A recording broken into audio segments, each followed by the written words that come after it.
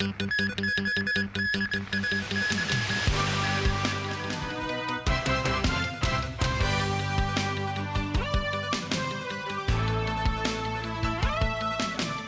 and welcome to TVB News. The government has passed the redevelopment plans for Choi Hung Estate. The whole project is set to take 15 years to complete. Affected residents can choose to move to another public housing estate in Kowloon City or be given priority to buy a government-subsidized unit. Jackie Lin reports. Built in 1962, Choi Hung Estate boasts some 17,000 tenants among its 11 residential blocks. With an upsurge in upkeep and cost, redevelopment efforts are on the way for the 6-decade-old public housing estate. Unveiling the initial plans, Secretary for Housing Winnie Ho said the redevelopment project will take 15 years to complete in 3 phases. In each phase, some 2,500 units will be affected. After redevelopment, the number of flats will be boosted from 7,400 to 9,200. Subsidies will be given to affected tenants. Residents will either move to Meitung Estate in Wong Tai Sin or be given the priority to purchase a government-subsidized flat on Wong Chiu Road in Kowloon Bay that's currently under construction. Choi Hung Estate resident Mr. Zhe said the main concern is whether they have enough money to pay for the mortgage of these flats. Ms. Tai says she's more than 70 years old and is not sure if she will live long enough to move into the new subsidized flat. Lawmaker Wilson Orr called on the government to improve the social support network with non-government organizations and even the care teams to ease the worries and sense of loss of the residents in Choi Hung Estate during the relocation process. The housing chief added the government hopes to also streamline the transport network with road widening works around Choi Hung alongside the housing redevelopment project.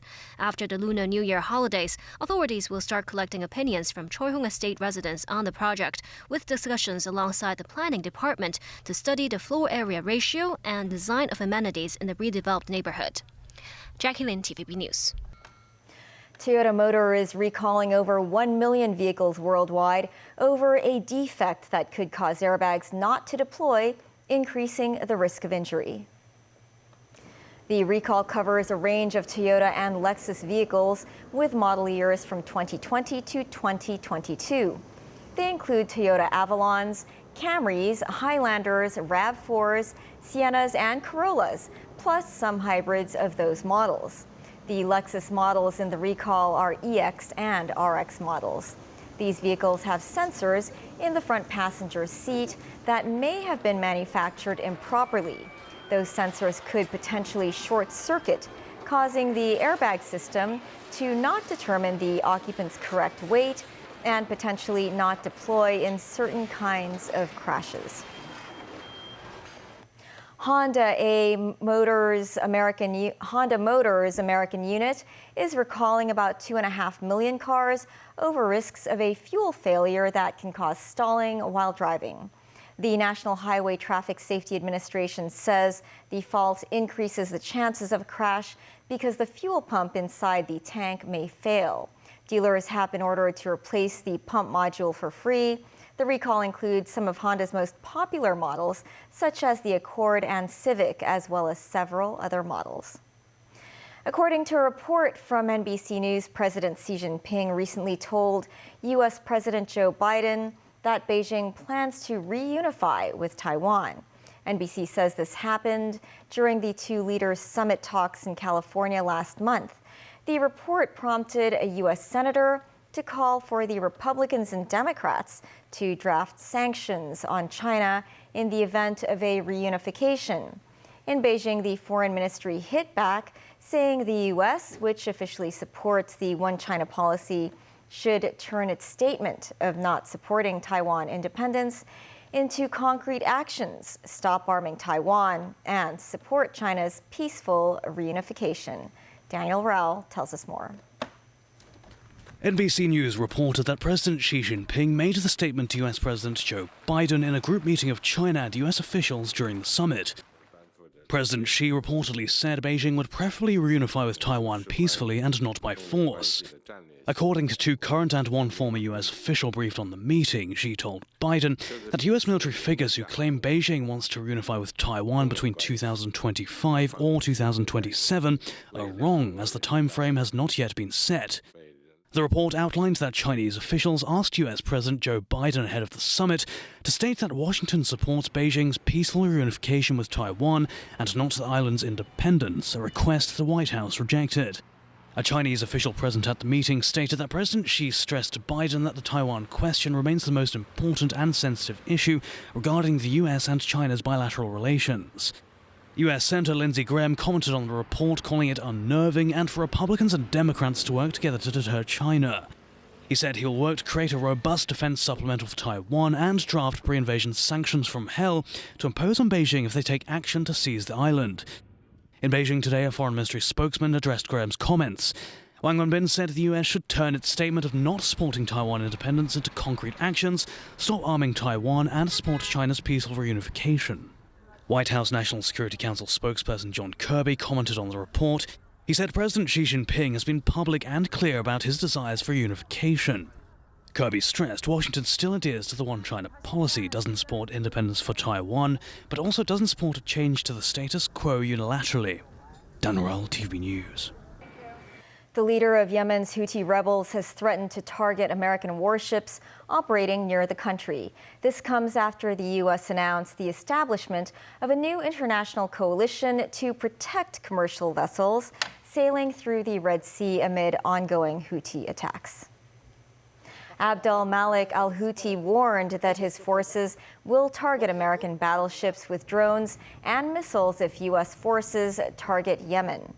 For weeks, Yemen's rebels have been attacking ships transiting the Red Sea with drones and ballistic missiles. The Iran-backed group have continually said their attacks aim to end the Israeli air and ground offensive targeting the Gaza Strip amid that country's war on Hamas. Meanwhile, U.S. Defense Secretary Lloyd Austin visited the aircraft carrier USS Gerald R. Ford in the eastern Mediterranean. Austin thanked its crew for what he said was their role in helping prevent a broader conflict in the Middle East during the Israel-Hamas war. With regard to the Red Sea Coalition, Austin said freedom of navigation was important for global commerce. What the Houthis are doing affects commerce around the globe. You know, some 10 to 15% of global commerce flows through the Red Sea and through the Straits. So freedom of navigation is important to, again, countries around the globe. And I think we'll see increased participation going forward.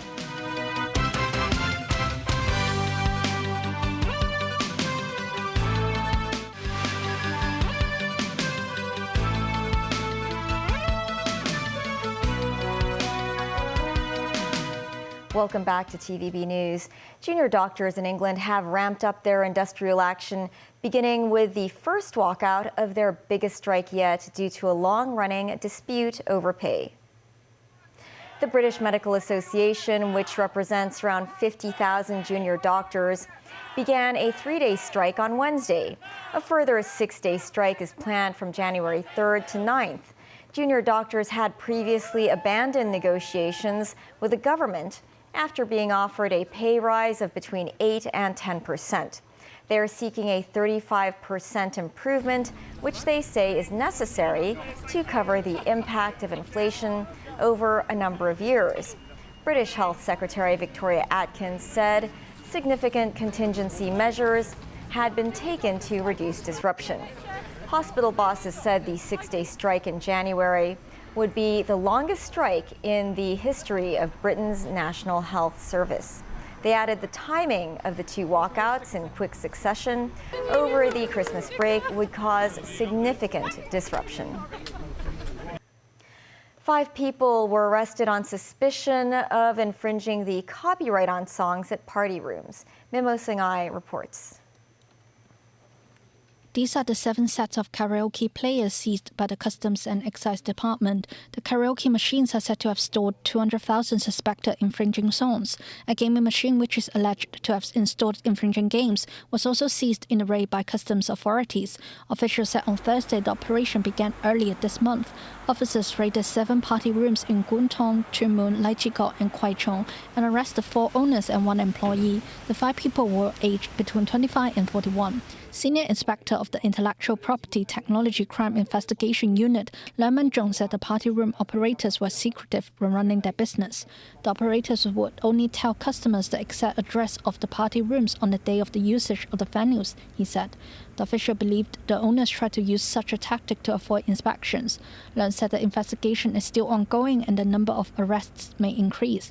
He reminded the public not to violate the copyright ordinance, possessing infringing copies of a copyright work for the purpose of trading or business without the permission of the copyright owner of that work. The maximum penalty for the offense is a fine of $50,000 per infringing copy and 4 years in prison. Memos 9, TVB. The sister of a former activist at the now defunct Hong Kong Confederation of Trade Unions was today sentenced to 6 months in prison. Tang Lee, the sister of Elizabeth Tang, earlier pleaded guilty to conspiracy to pervert the course of justice. The defendant was taken to the West Kowloon Magistracy this morning. She was found to have removed items such as a computer and mobile phone from her sister's apartment at Mei Fu, Sun Chuan in March. That's before police officers went there to collect evidence as part of an investigation into a national security case. Magistrate Patrick Tsang said the case was serious, so imprisonment was unavoidable. The Hong Kong e-toll system will be extended to the Aberdeen Tunnel starting 5 a.m. Sunday. The Transport Department said the e-toll sensors for the Wan Chai-bound tunnel are installed on the overhead gantry in the eastbound section of Wong Chuk Hang Road. Sensors will also be placed on the westbound section of Wong Chuk Hang Road. For the Aberdeen direction, sensors will be installed near the tunnel exit. Temporary traffic arrangements will be implemented in phases around Aberdeen Tunnel starting 1 a.m. Sunday to facilitate the transition from manual toll booths to the new electronic toll system. That is the news. Thanks for watching. Bye for now.